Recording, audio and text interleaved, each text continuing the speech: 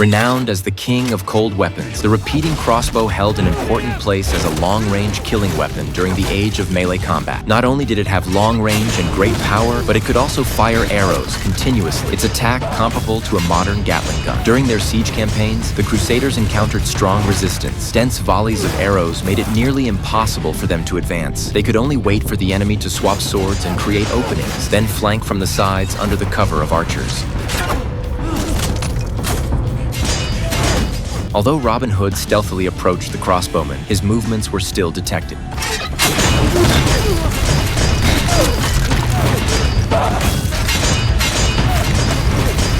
He had no choice but to temporarily hide during another weapon swap, then draw his bow and release a fatal shot.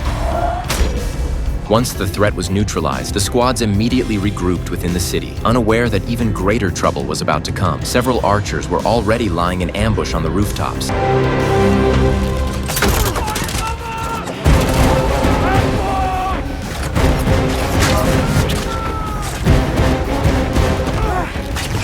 These archers were extremely precise. Almost every arrow hit its mark, and their close combat skills were formidable. In no time, over half of the Crusader squad had been killed or wounded, and the survivors were trapped. The captain immediately ordered a distress signal. Outside the city, soldiers saw the signal arrow pierce the clouds and quickly launched a fierce attack with catapults.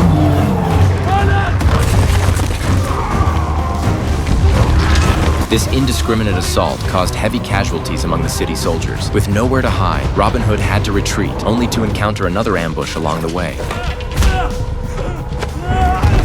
The enemy's skills were exceptional, and he was quickly subdued. Just as Robin Hood was about to be executed, the captain arrived in time and severed the attacker's arm, saving his life. In retaliation for the massacre of their comrades, the Crusaders executed the enemy cruelly, beheading them one by one. When one prisoner was about to be executed, Jamie, whose hand had been cut off, could not sit still because the prisoner was his son. Seeing that the boy was still a child, Robin Hood's compassion stirred, and he drew his sword to intervene.